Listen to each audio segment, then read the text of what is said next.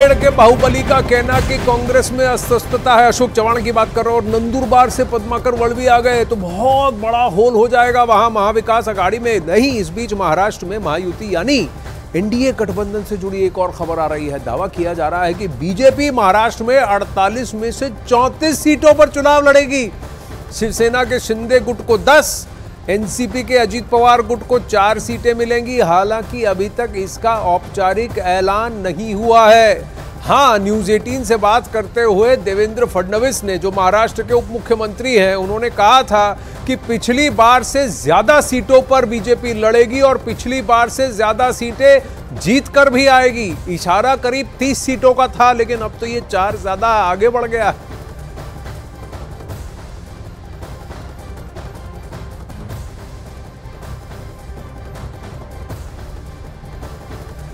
तो एकनाथ शिंदे गुट तो 48 सीटों में 34 सीटें बीजेपी के पास, और वहां से और बाकी की 10, उससे बाद 10 सीटें शिंदे गुट के पास, 4 सीटें अजीत पवार गुट के साथ। अजीत पवार गुट क्या 4 सीटों पर मानेगा? कम से कम 6 की डिमांड कर रहा है। महायुति में क्या फॉर्मूला फाइनल हुआ है, आपको ग्राफिक्स के जरिए दिखाते हैं। बीजेपी 34 सीट, शिवसेना शिंदे गुट को 10 सीट, एनसीपी के अजीत पवार गुट को 4 सीटें। अजीत पवार गुट क्या 4 सीटों पर मानेगा? ये बहुत बड़ी बात है। शिंदे गुट का कहना है कि हमारी विनेबिलिटी है, हम ये 10 की 10 सीटें खींचेंगे। लेकिन एक बात है, इस युति में एक ठन गई है, चाहे कोई भी लड़ रहा हो, सबको साथ मिलकर जिताना है। बड़ी खबर हरियाणा से अब आ रही है। हरियाणा विधानसभा में थोड़ी देर बाद नायब सैनी सरकार के विश्वास प्रस्ताव पर वोटिंग की मांग करेंगे और वोटिंग ट्रस्ट वोट जीतने की कोशिश करेंगे। अब इस वक्त विधानसभा में विश्वास प्रस्ताव पर चर्चा हो रही है। अंकों का गणित बीजेपी सरकार के पक्ष में दिखाई दे रहा है। 90 सदस्यों वाली विधानसभा में बीजेपी ने अपने साथ 48 विधायकों के समर्थन का दावा किया है, जो कि बहुमत से 2 ज्यादा है। यतेंद्र इस वक्त हमारे साथ लाइव जुड़ रहे हैं। यतेंद्र, इस कहानी में ट्विस्ट जेजेपी वाला है, जहां पहली बार शायद ऐसा होगा कि किसी पार्टी ने ऐसा व्हिप जारी किया कि आप सदन में उपस्थित नहीं होंगे, अपने विधायकों को कहा। बावजूद इसके अब 4 विधायक वहां पहुंच गए हैं, तो 48 जमा 4 52 तो नहीं हो जाएगा स्कोर?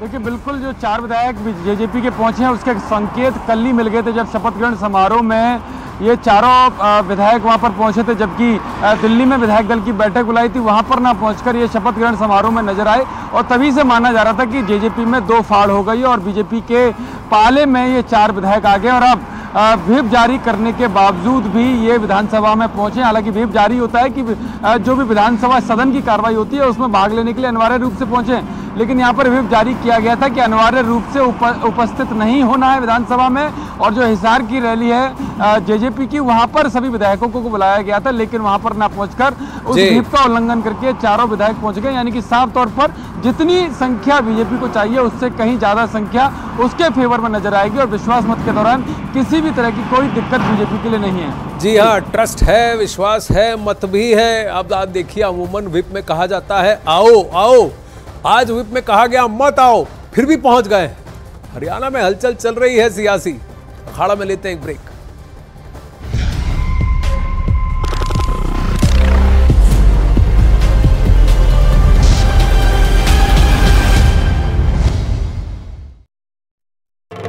पद ग्रहण में ही नहीं पहुंचे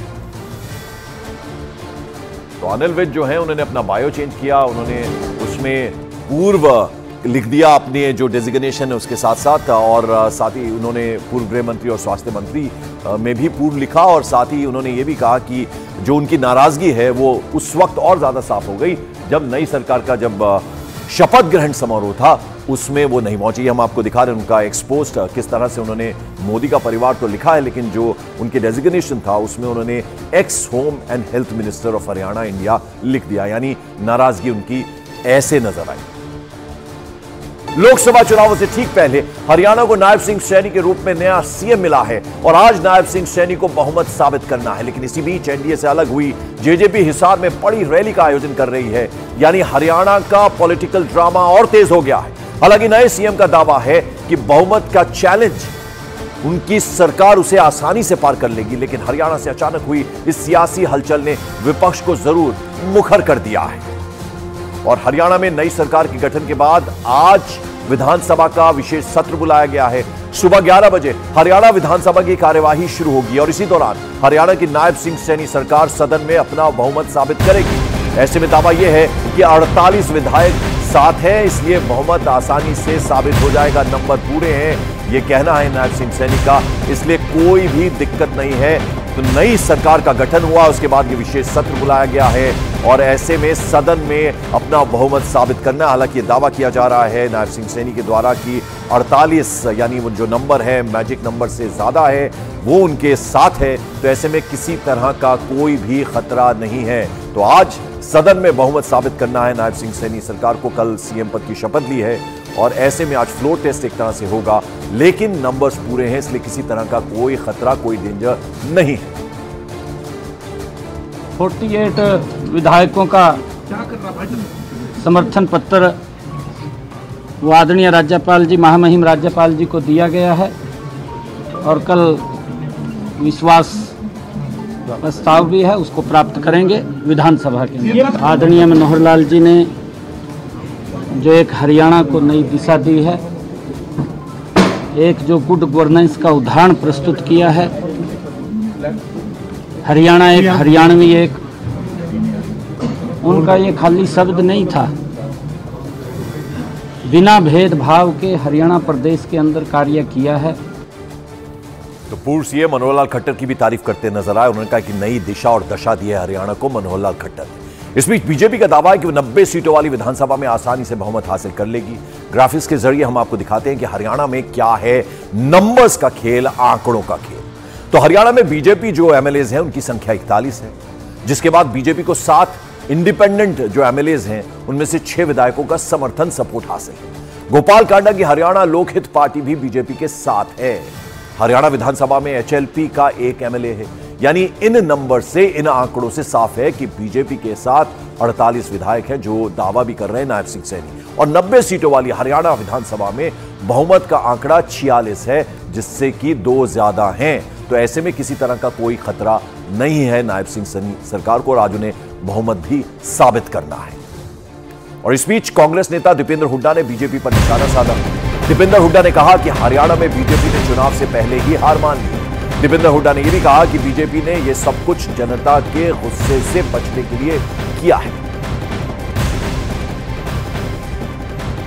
जनता में अपनी हार से पहले ही इन्होंने अपनी हार मान ली है, ये इस बात का। और साथ में मैं ये भी कहना चाहूँगा, हरियाणा का इतिहास ये दर्शाता है, जब जब चुनाव से पहले, चुनाव से कुछ महीने पहले, चंद महीने पहले हरियाणा में जनता के रोष से बचने के लिए कोई परिवर्तन किया गया है, सत्ता दल को उसका दुष्परिणाम भुगतना पड़ा है और ज़्यादा जोर से लोगों ने उस सरकार को सत्ता से बाहर करने का काम किया है। हरियाणा का इतिहास ये बताता है।